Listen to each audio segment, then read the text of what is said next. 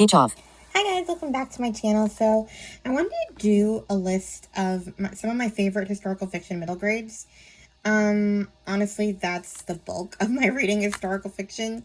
I'm sure I do have some other ones that are not historical fiction and that probably fit the other middle grade March topics, but those are just my favorites. And yeah, Alma's prompt for Journey Through Time is historical fiction middle grade or book with a child. So I have lots and I thought that I would share them.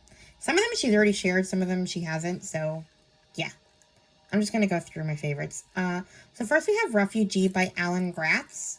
3 different kids, 1 mission in common, escape. So we have Joseph is a Jewish boy in 1930s Nazi Germany. With the threat of concentration camps looming, he and his family board a ship bound for the other side of the world. Then we have Isabel is a Cuban girl in 1994. With riots and unrest plaguing her country, she and her family set out on a raft hoping to find safety and freedom in America. Then we have Mahmoud is a Syrian boy in 2015. With his homeland torn apart in violence and destruction, he and his family begin a long trek toward Europe. All 3 young people will go on harrowing journeys in search of refuge. All will face unimaginable dangers, from drownings to bombings to betrayals. But for each of them, there is always the hope of tomorrow. And although Yosef, Isabel, and Mahmoud are separated by continents and decades, surprising connections will tie their stories together in the end. It is wild to see how they tie together. Next we have When the World Was Ours by Liz Kessler. 3 Friends, One Memory. Vienna, 1936. 3 young friends, Leo, Elsa, and Max, spend a perfect day together, unaware that around them Europe is descending into a growing darkness and that they will soon be cruelly ripped apart from one another. With their lives taking them across Europe to Germany, England, Prague, and Poland, will they ever find their way back to one another? Will they want to? So yeah. Next we have something a little less dark. The All of the Kind Family series by Sydney Taylor. I loved these books. I reread them a couple years ago for middle grade March. It's also great for siblings because it's 5 sisters. They eventually get a little brother, but it's their adventures in the Upper East Side in the early 1900s. One of them takes place during World War I, one of the later books.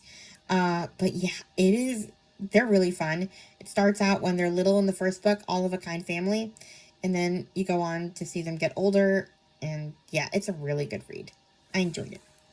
I enjoyed the whole series, and it's kind of a fun read for like early middle graders too. So yeah, they have adventures. They go to the library. You learn about a lot of Jewish holidays too. So you have Ella, Henny, Sarah, Charlotte, and Gertie, the 2 sisters. In the beginning, they're 12, 10, 8, 6, and 4. So yeah, it's fun. Then we have another one that no one else talks about, Our Only May Amelia by Jennifer Holmes. It isn't easy being a pioneer in the state of Washington in 1899, but it's particularly hard when you are the only girl ever born in the new settlement. With 7 older brothers and a love of adventure, May Amelia Jackson just can't seem to abide her family's insistence that she behave like a proper young lady. She's sure she could do better if only there were at least one other girl living along the banks of the Nazelle River. And now that Mama is going to have a baby, maybe there is hope. Inspired by the diaries of her great aunt, the real May Amelia, first-time novelist Jennifer Holmes has given us a beautifully crafted tale of one young girl whose unique spirit captures the courage, humor, passion, and depth of the American pioneer experience. Don't read the sequel. It's terrible. Pretend this is the only book. I remember I was so excited about the sequel, so I reread the first one to read the sequel. It came out later. They ruined her. Don't read it. It's called The Trouble with May Amelia. Don't read it. It sucks. Then we have The Lost Year, a survival story of the Ukrainian famine by Catherine Marsh. I first heard about this one from Amanda from On the Middle Shelf. But yeah, this one is... A lot of people have talked about it since it came out. It's one of my favorites. It's one of those books that I, borrowed from the library because I thought, okay, I'm going to like it. Read it once. Okay. And then I had to buy it because I wanted it. So we have our current present day storyline is a COVID storyline. Matthew is 13. He's miserable. His dad is a journalist who's stuck overseas indefinitely because it's COVID. And his mom has moved in his 100-year-old great-grandmother to ride out the pandemic with them, adding to his stress and isolation.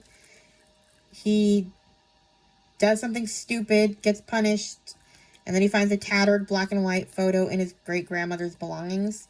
He discovers a clue to a hidden chapter of her past, one that will lead to a life-shattering family secret. And then we have the 1930s from the U.S. to the USSR. We hear about there's 3 different cousins that are part of that. Or is it 2 or 3 different cousins? I think it's, yeah. There's 1 cousin in the U.S. and then there's 2 in different parts of Ukraine. One is like starving and one is living the high life, not knowing that the other side is starving. So it's a really interesting read. Then we have The Night Diary. Let's see if I can do this. By Vera Hirandani.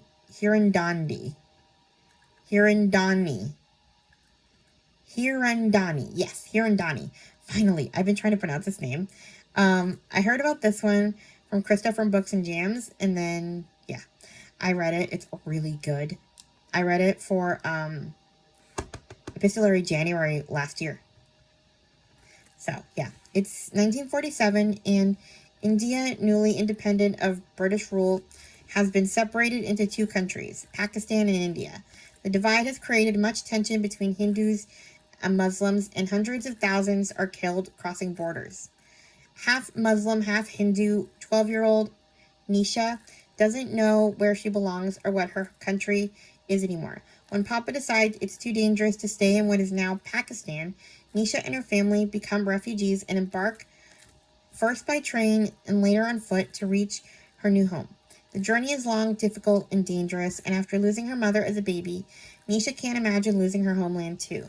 But even if her country has been ripped apart, Nisha still believes in the possibility of putting herself back together. Told through Nisha's letters to her mother, to her dead mother, that's who she writes to in the journal, The Night Diary is a heartfelt story of one girl's search for home, for her own identity, and for a hopeful future. Then we have Letters from Cuba by Ruth Bahar. I heard about this one from Katie from the Currently Reading podcast. I read this. This is like a last-minute read last year, like last book that I squeezed in for Epistolary January. The story of a young Jewish girl who escapes Poland to make a new life in Cuba while she works to rescue the rest of her family. So essentially, her father is going to bring one of the boys, because, you know, boys are the only sex that can possibly be helpful.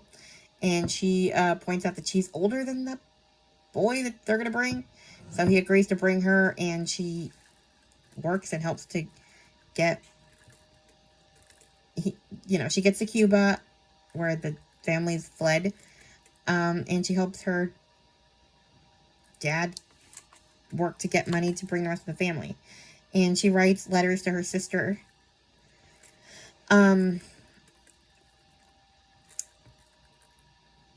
Of her experience and stuff, so that's why it's called Letters. It's letters. Then we have A Night Divided by Jennifer Nielsen. This is my favorite of hers so far. It's with the rise of the Berlin Wall, 12-year-old Gerda finds her family suddenly divided. She, her mother, and her brother Fritz live on the eastern side, controlled by the Soviets. Her father and middle brother, who had gone west in search of work, cannot return home. And, yeah. At some point, they get a message, and the story is them trying to get to their side. Next, we have another one that no one talks about, A Spoonful of Time by Flora On. I heard about this one from, she's not really posting anymore, but the channel was called The Bookish Realm. So this is like time travel through food. So Maya's grandmother, Hominy, may be losing her memory, but she hasn't lost her magic touch in the kitchen. Whether she serves... Okay. Her stories from Korea come to life for Maya. Then one day something extraordinary happens. One delicious bite transports Maya and Harmony into one of Harmony's memories. Suddenly they're in Seoul, and Harmony is young. This is the first of many secrets Maya will uncover that she and her grandmother can travel through time.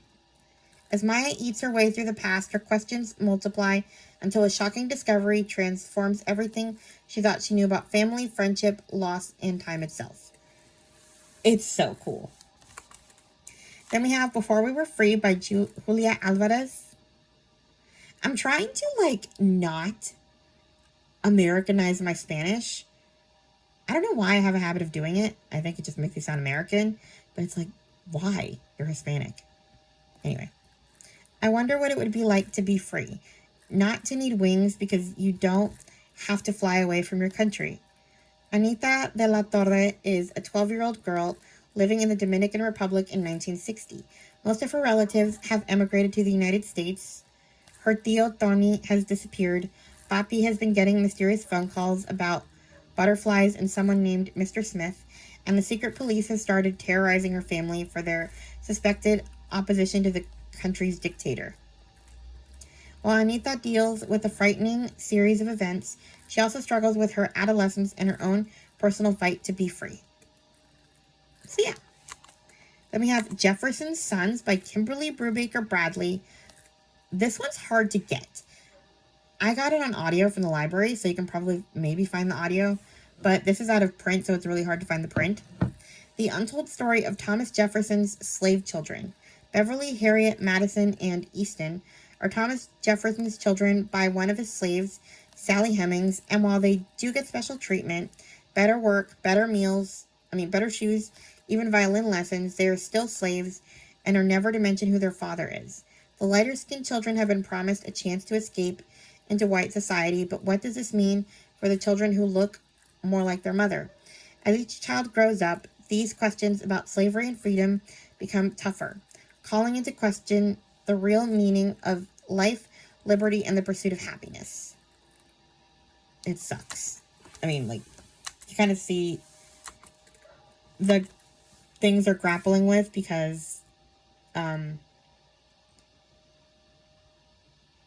one of them kind of loves his father a bit and wants his attention.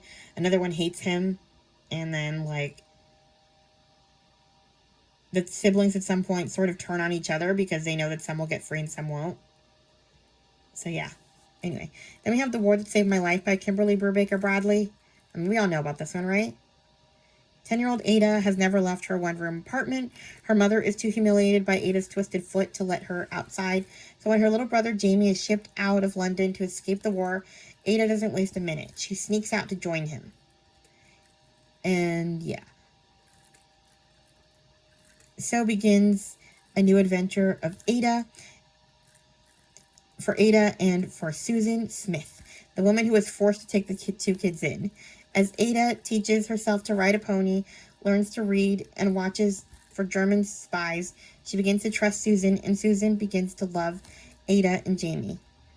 But in the end, will their bond be enough to hold them together through wartime, or will Ada and her brother fall back into the cruel hands of their mother? I love Susan. She's amazing. She's one of my favorite, foster parent types. So, yeah. Then we have The Blackbird Girls by Anne Blankman. I heard about this one from Chantel and Alma. So, yeah. On a spring morning in 1986, neighbors Valentina Kaplan and Oksana Savenko wake up to an angry red sky. A reactor at the nuclear power plant where their fathers work, Chernobyl, has exploded. I never knew about Chernobyl. Before they knew it, the two girls, who have always been enemies, find themselves on a train bound for Leningrad to stay with Valentina's estranged grandmother, Rita. I cannot pronounce this last name. Grigorievna. In 1941, Rivka must flee Kiev before the Germans arrive. Her journey is harrowing and fraught with danger because Germans and Russians alike will revile her for her Jewish blood. In both time periods, the girls must learn who to trust and how to hope in the midst of horrible events. So yeah, that is some of my favorite historical middle grade fiction. Maybe I'll do,